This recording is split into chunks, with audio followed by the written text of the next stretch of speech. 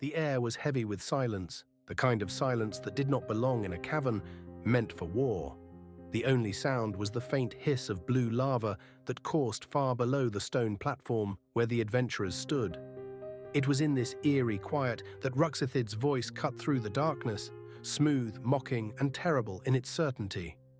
"You came," he said, his elongated skull tilting ever so slightly, green-black eyes fixed upon them. "just as I knew you would.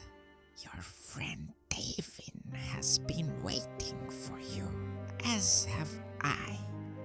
For a moment the party faltered, glancing at one another, each testing the claim. Could it be true? Could Tavin, taken from them, restrained, chained, be turned to Ruxathid's side? It was Sariel, ever the first to raise his voice, who answered. The silver-haired half-elf cleric of Selûne stepped forward, his voice carrying like a hammer blow across the cavern. "Blasphemer!" he cried. "You are no prophet, no God's chosen. You are a liar, a usurper, a stain upon all that breathes." The words echoed, and for the briefest flicker, Ruxathid's grin twitched. Yet he remained unbowed. "You misunderstand, little cleric. You will join me, whether in faith or in chains, it matters not. My God will have you." "Never!" Sariel roared, clutching his holy symbol, the moonlight of his faith burning bright in his eyes. Ruxathid's grin sharpened.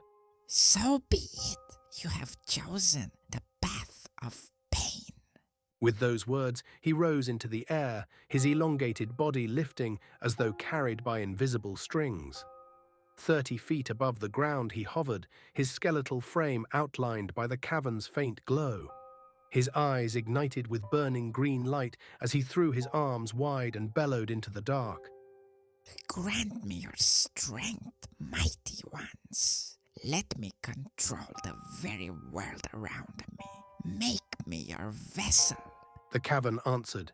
His words thrummed in the adventurers' skulls, a resonance more felt than heard. His body crackled with power as sickly green clouds coiled from the air itself, funneling into his hands, into his fingertips, into his very bones.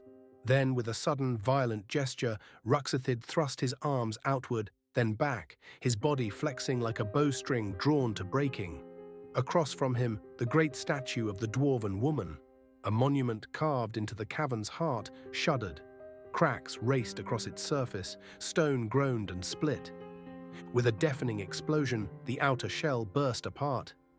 Out of the shattering fragments stepped a massive shield guardian, its towering form gleaming with dwarven craft, its face carved in the likeness of the woman it had once memorialized. The battle began. Aluin was the first to answer, her voice lost in the howl of wind as she called upon the storm.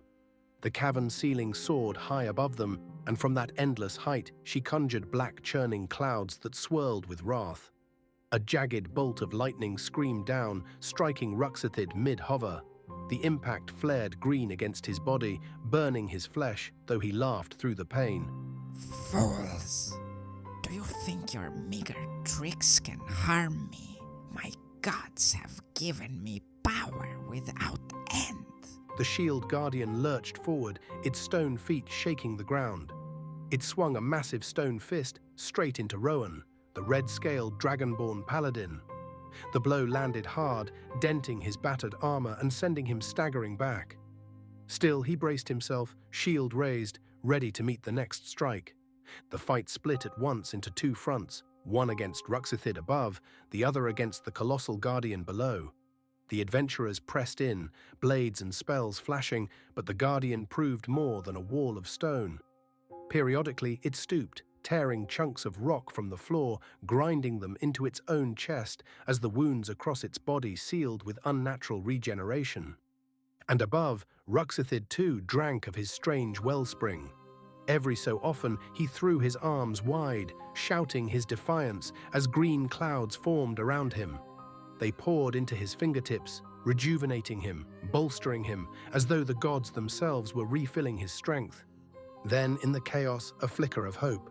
Tavin. Shackled and bound for so long, The tiefling monk contorted his body in impossible ways, slipping free of his restraints.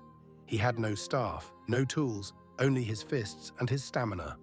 Yet still he leapt, wings flaring, launching himself into the air toward Ruxathid.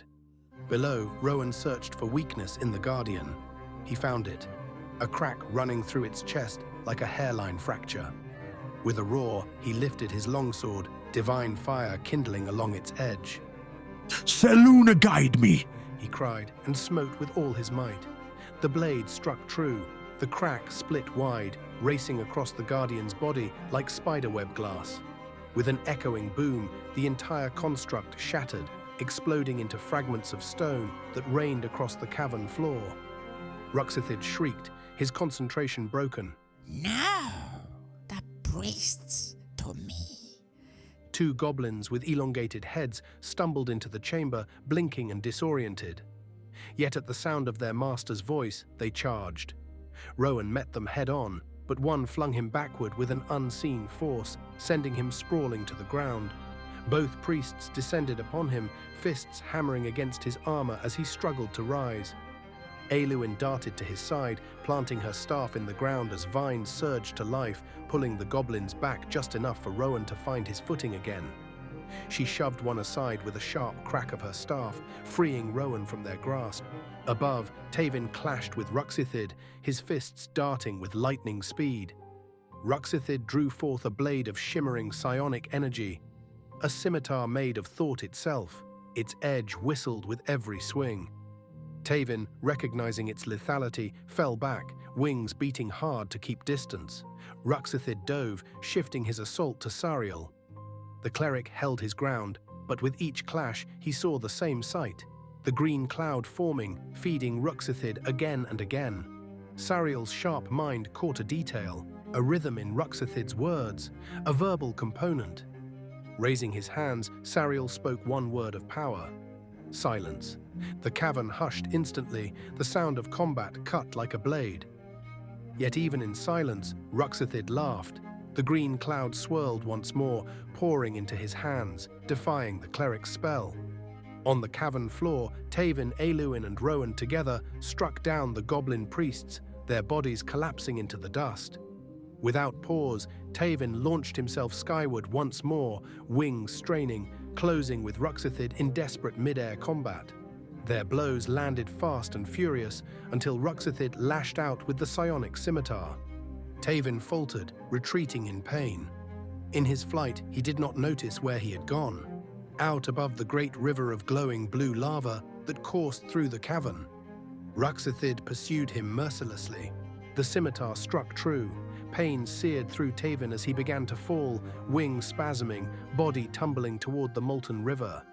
At the last heartbeat, some instinct flared. He spread his wings wide, slowing his fall just enough to crash upon the cavern stone instead of lava. He lay broken, unconscious, but alive. Sariel rushed to him, moonlight spilling from his hands as he whispered words of healing. Tavin stirred, life pulled back from the brink. And then the gamble. Aelwyn, tall and unyielding, hefted a grappling hook. She flung it with deadly precision. The hook embedded itself in Ruxathid's back with a sickening tear of flesh. His eyes went wide, shock flashing across his alien features. Now, Aelwyn shouted. Together, she and Rowan seized the rope, muscles straining as they dragged Ruxathid down from the air. He struggled, but against their combined strength, he could not resist. Within moments, he was on the cavern floor, surrounded. Blows rained down. His body swelled again with the green cloud, but for each breath of power he stole, the adventurers took more from him with blade, staff, and fist. At last, with a scream of rage, he tore himself free and tried to ascend again. But Sariel was ready. The cleric raised his hand and hurled a guiding bolt of radiant light. The missile streaked through the cavern, brighter than torch or lava. Ruxathid turned at the last second, just in time to take the blast full in the face. The explosion ripped through him, his body burst apart, scattering gore and psychic residue. From the ruin of his skull, his brain tumbled to the stone, bouncing wetly at the feet of the adventurers. Embedded in it still was the obsidian shard, glowing faintly with unnatural power. Then came the voices. 3 of them, not spoken, not heard, thought terrible and discordant. They rose in unison, filling the cavern like 1,000 whispers at once. You have done well. The gate widens, Ruxathid. You have proven yourself useful, little one. Another followed, calm and commanding. 3 shards are now hidden away from the Lord's grasp, yet 3 remain within his reach. You must bring them to us. The third was the most chilling of all, its tone both reverent and cruel. Go, Talhundereth, the crypt of the Talhund, Gibbet Crossing. Recover the shards and keep them from him. Our rebirth draws near. You will witness perfection, and this realm shall be our seedbed.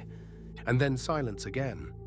The adventurers stood frozen, hearts pounding, faces pale.